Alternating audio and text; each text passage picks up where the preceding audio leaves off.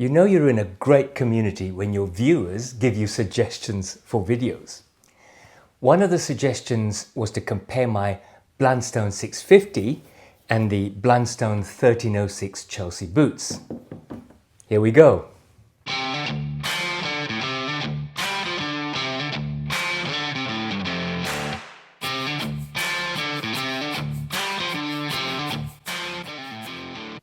How you going? My name is Tech and this is Bootlosophy, my channel about heritage boots. I'm coming to you from the traditional land and waters of the Whadjuk people. Now, while Blunnies may all look alike because they are chunky Chelsea boots, they actually have a myriad of different models for different uses and outfits. These are my two Blundstone boots, the 650, which I bought in 2021, and the 1306, which I bought on a whim in 2025. Fun fact, printed on the sole are two circles. One of them with a larger number is the size. The other looks like a clock with an arrow in it and two numbers astride the arrow's shaft. Now, it's really so small, so I'm not even sure that I can show it to you. But this second set of numbers gives you the month and year of production. So in fact, this 650, bought in July 2021 by mail order from Everything Australian, was made in February of 2021. The 1306, bought in April of 2025 during a walk in Subiaco, the nearest suburb, was made in November of 2024. Blundstone was founded in 1870 by English immigrants John and Eliza Blundstone, who'd moved to Tasmania. While meeting some success through the 19th century, the company met some economic challenges in the 20th century, eventually being sold to the Cuthbertson family in the 1930s. Since then, it has established itself in Australia as a work and casual boot manufacturer. In the 2000s, the Australian government removed international tariffs, and Blundstone found it hard to compete against cheaper-made foreign brands. Blundstone pivoted and now make most of their boots in Vietnam. Now, I'm an economic rationalist, and I believe free trade is the purest form of capitalist economics, where business chooses the cheapest conduit to production and most efficient way to sell to you. But obviously, there is some sadness in Australia losing the experience in, say, manufacturing that it's had for centuries. However, the move was a big advantage to Blundstone. It made them a big international brand as their cheaper manufacturing allowed them to compete against global brands in the international market. Smart marketing allowed them to build a big international presence. And in fact, since the 2000s, Blundstone had become insanely popular in Canada, the US, Europe, and parts of Asia. In Australia, the Blunny Chelsea work boot is still ubiquitous amongst construction workers, farm hands, and sheep and cattle station workers, as well as becoming a very popular casual boot, especially for wet weather. Now, the Chelsea boot has been an Australian work boot style since the 1920s, although in those days they used to be called elastic-sided work boots. In the 1960s, someday due to pop groups like the Beatles, who wore them while hanging out in the fashionable suburb of Chelsea in London, they became known as Chelsea Boots. And brands like Blundstone also came to recognize the increasing work health and safety regulations and started to make steel cap versions. So let's start by looking at the similarities. The Blundstone 650 replaces the old 550 model, at least in Australia. The 500 model remains, which is the unlined version of this. This 650 is lined and is exactly the same boot as the former 550. It was renamed the 650 to move into Blundstone's Worklife series of boots, while the old 500 was categorized into the original series. The Blundstone 1306 is a newer model and now sits in the dress series of boots. The marketing spiel is that, and I quote, "The square-cut chisel toe takes the Blundstone off the porch and moves it into the boardroom." I would be interested in your take on if this rustic brown leather moves it into the boardroom. Starting from the bottom, both models are heat injection molded construction. This means that instead of just having the soles cemented on, a hot tube of polyurethane is injected into a mold and then pressed onto the boot, thus heat sealing it to the boot itself.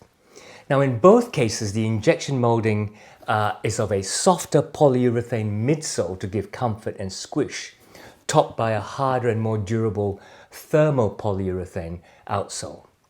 This gives the sole durability.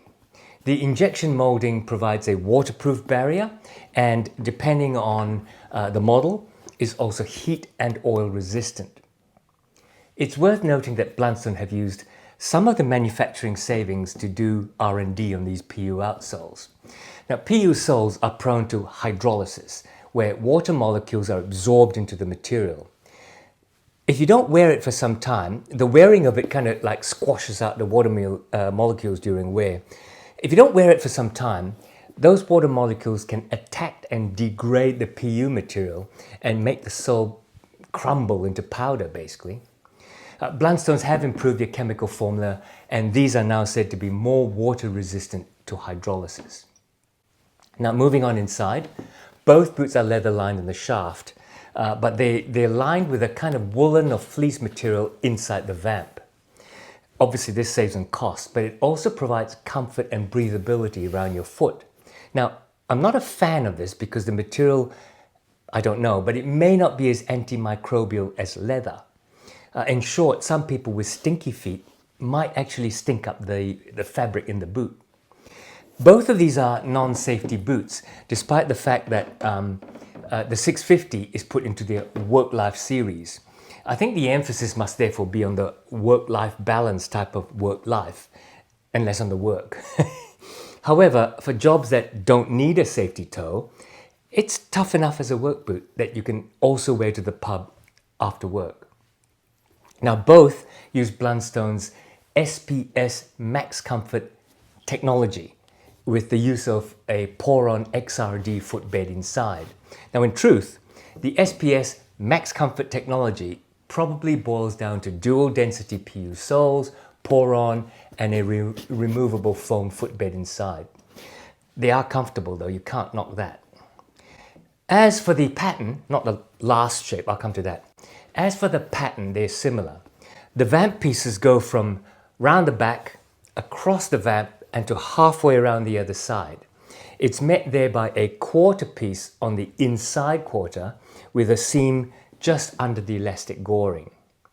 There is a small insert on the instep to help shape the form of the instep, and both have a one-piece backstay. Oh, and the last similarity, of course, they're both Chelsea boots. Duh! Now let's run through the differences. Ending the last segment with the obvious, let us start with the obvious. The 650 is in a color called walnut brown. It's a full grain bovine leather. They're sourced from tanneries in Australia, New Zealand, and or somewhere in Asia. It's tanned with enough stuff in them for them to call it waterproof. It doesn't come in any other color or leather.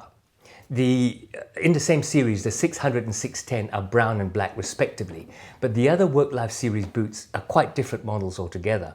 Some of them are shorter, some of them are taller, and they have different outsoles as well as different uppers patterns.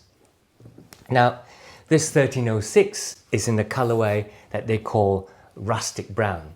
It's also waterproof full grain leather. But looking at it and feeling it, I think it's a bit more like Crazy Horse, to be honest. It's slightly nappy or slightly matte, where the leather is lightly buffed to create the variation and then it's oiled. This does not come in any other colorway, which to me is a little weird if you call this part of the dress series.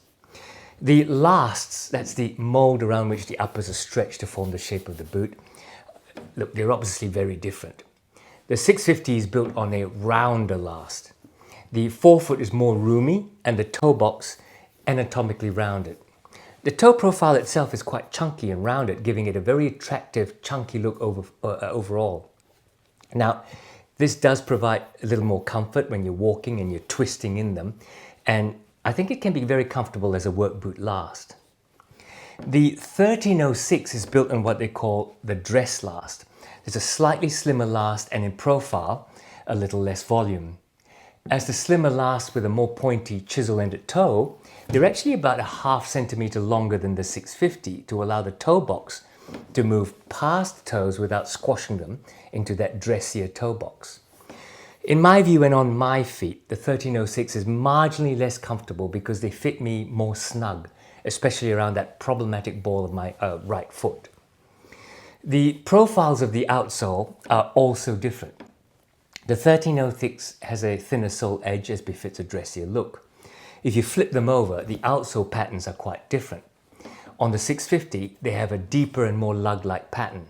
On the 1306, they're less deep and have an almost, I don't know what you call it, a leopard print shape to them. The 650 soles are advertised as being able to withstand up to 140 degrees Celsius heat, and they're fuel and oil resistant. The 1306 advertising material is silent about heat and oil resistance. The final difference is the list price, with the 650 listing at 185 Australian dollars and the 1306 at 255. However, you can always buy them at discounts from a big variety of retail stores throughout Australia. A good mail order store is Everything Australian, and they also send overseas. Now, I haven't mentioned sizing, and if you want to know more about Blundstone's weird half sizes, go and see one of my reviews of either of these. So there you go. I don't have any affiliate links to Blundstone unless you want to buy them from Huckberry if you're in the US, so I will leave an affiliate link to Huckberry down below. However, I can say that I enjoy these boots. Now, obviously you can get more details in my reviews of each of these boots. But here I can say that they're very light and comfortable and so easy to have beside your couch and just pull them on and pull them off. Go and take the rubbish out, go for a walk, go and get a carton of milk. They fit any casual activity from long walks to casual days lounging at the pub. They're also waterproof, so great for wet weekends.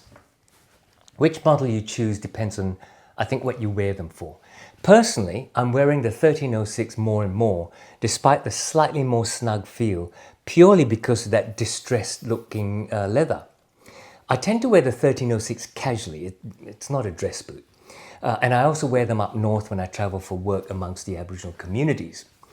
But I wear the 650s in more hipsterish situations like spending weekends in the wine country or going to barbecues at friends, and definitely drinks at the pub.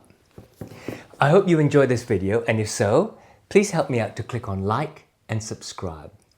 I recently hit 30,000 subs, which when I started I never dreamt of.